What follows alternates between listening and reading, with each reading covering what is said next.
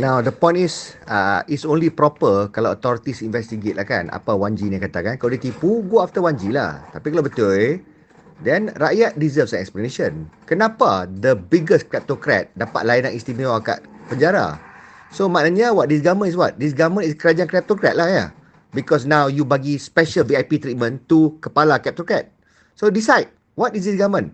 Anwar Ibrahim, Saifuddin, jawab. Why? Why you bagi special treatment pada kleptocrat yang you kata patut ada dalam penjara? Ha? Dipahamkan Pardons Board kata jangan bagi Najib lepas awal. Agong yang nak bagi. Tapi while he's in there, you bagi layanan istimewa. Apa punya belas kasihan? Itu hikmat siapa pula tu? Takkan Agong suruh? So, apa maksud dia? Kalau don't laungkan, you uphold the rule of law, when the law ada difference. Orang ni lain, orang tu lain. Double standards in the law. So therefore, you are not upholding the rule of law. Hypocrite when you say you are. It begins with Najib coming to court pun tak pakai baju banduan. Pasal apa orang lain kena pakai baju banduan? Kenapa Najib tak payah? Based on what this 1G kata, kat dalam penjara dia boleh pakai baju biasa. Dia tak payah pakai baju banduan. Why? That rule doesn't apply to him. Why it doesn't apply to him? Because he stole more money than everybody else? Apa dia? Dia bila banduan, dia buat salah. You tak boleh consider dia sebagai mantan Perdana Menteri, so therefore dia dapat VIP treatment. Is that the case? So maknanya lepas ni, siapa-siapa boleh jadi Perdana Menteri, boleh jadi menteri, use the trust that's given to you, abuse the trust, betray the trust, curi duit daripada people who empowered you to power, and then bagi rakyat utang. The economic rut that we're in now is because of that person. And that person now, because dia mantan and dia abuse dia punya power sebagai prime minister, so therefore dia deserve better treatment. What kind of lunacy is this? Apa punya kebodohan, kebaralan, and how idiotic this is. So to me, kalau this government wants to be re-elected, Najib punya selanjut punya cases, kalau you uphold law, bukan dua darjat punya law, we would like to see, rakyat nak tengok dia pakai baju banduan lah. Dia banduan kan? Dah despite partial pardon apapun, still banduan kan? Dia kena serve kan? And this article kata on good behaviour dia boleh keluar 2026. No lah. This orang yang tulis artikel pun tak reti apa dia cakap. Cakap merepek. First things first, Najib was supposed to do 12 years. Bila Agong kata dia half the 12 years tu, dia bukan half yang the wanted remission tu. Najib kalau 12 tahun, dia boleh dapat wanted remission. Dia keluar after 8 years. Tapi Agong half the 12 years tu. Faham? Jadi bila 12 years tu nak ni, and Agong sebut juga di mana dia akan keluar pada Ogos 2028. So maknanya Agong kata dipendekkan sampai Ogos 2028. Tak ada siapa boleh precede Agong tu bagi lagi awal. No such things. So therefore that wanted remission no longer applies because Najib dah dapat half remission. Done. So Najib will keluar 2028 and then dia kena bayar lagi 50 juta. Agong bagi dia massive discount at our expense. So now massive discount tu pun 50 juta tak bayar lah, one more year je. Orang lain tak bayar.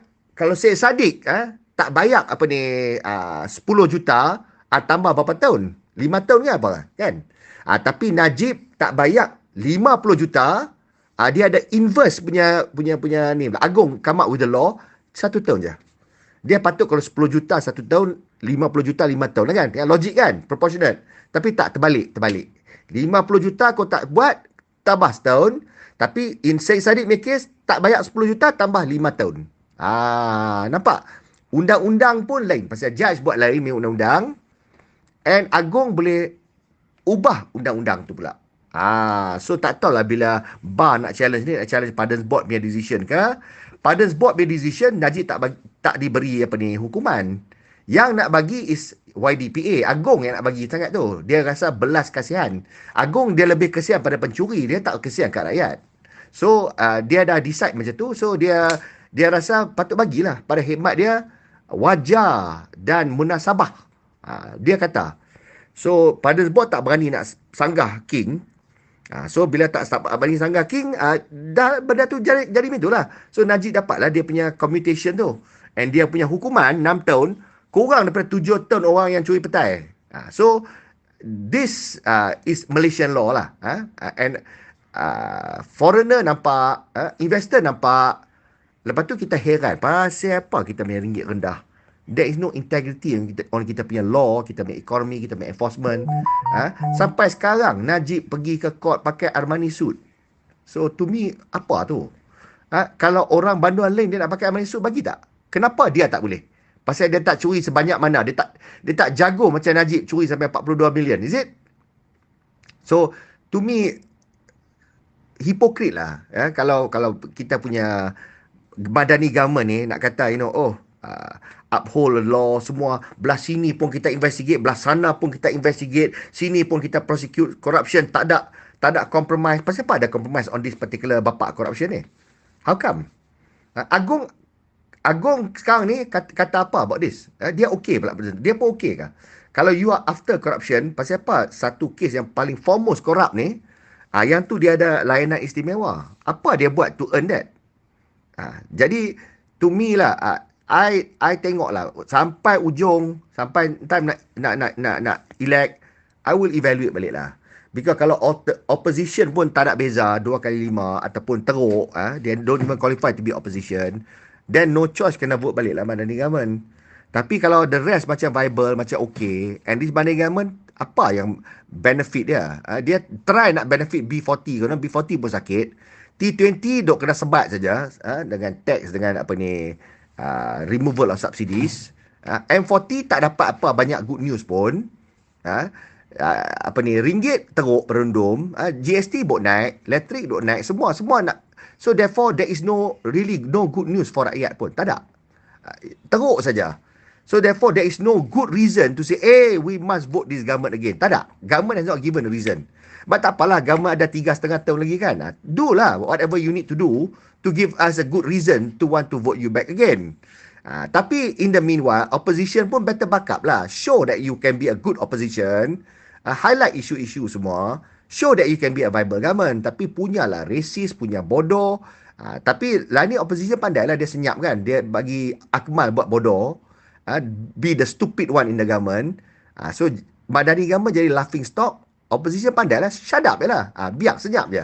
Bagi orang menyampah this government.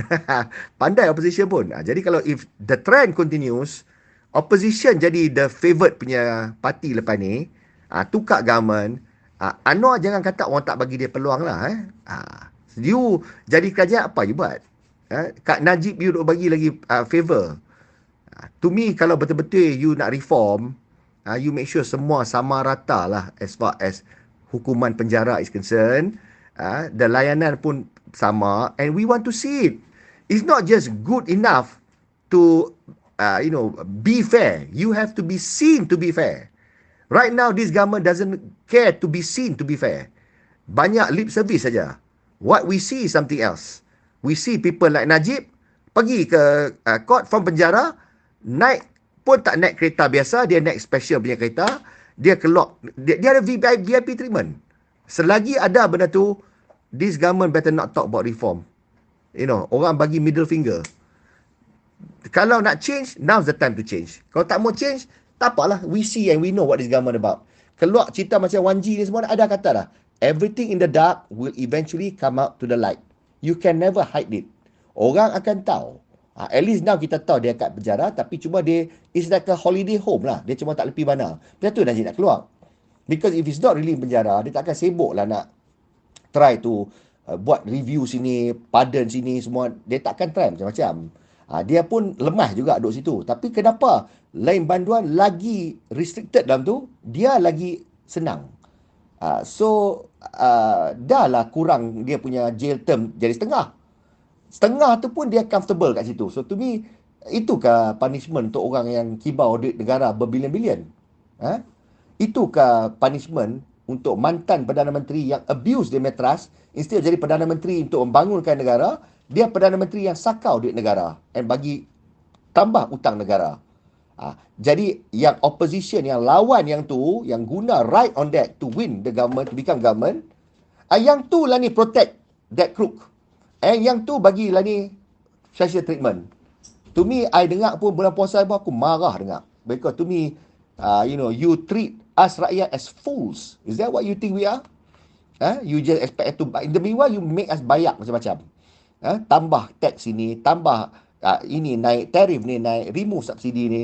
Semua you masuk. Why? Because you kena count balik keuntungan. Nak dapat balik duit, nak tampung hutang negara. Bila ada hutang negara, kita ada satu agung yang ada pada khidmat dia, ada belas kasihan pada pencuri yang sakau duit pada kita. So bagi balik 160 juta kat dia. From 210 jadi 50. This is we have this kind of pemimpin lah. Jadi rakyat pandai-pandai lah, tepuk dada tanya selera. What kind of kepimpinan kita nak? Now is too early to talk. Boleh sembang je lah ni kan. Tapi sampai masa at the ballot box, pilihlah dengan sebijak-bijaknya. Jangan pilih orang yang mengkhianati kita.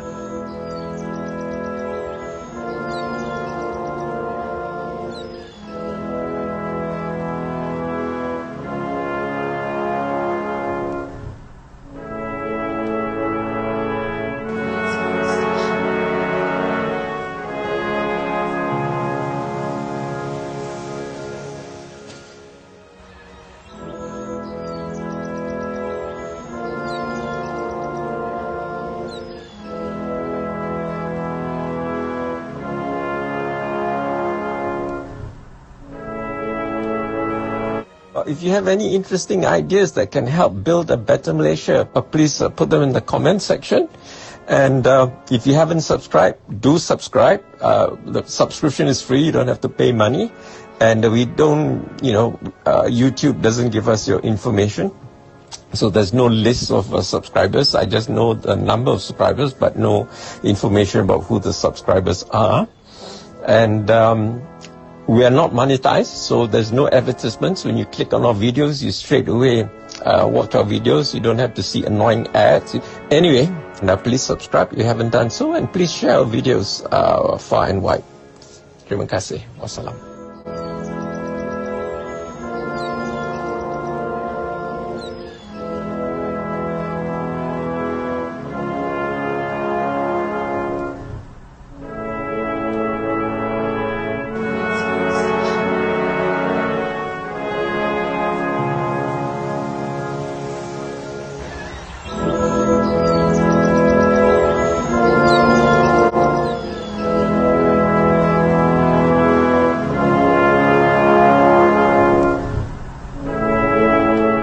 If you want to see more content like this, make sure to like, share, subscribe, and hit the bell notification so you don't miss any new videos.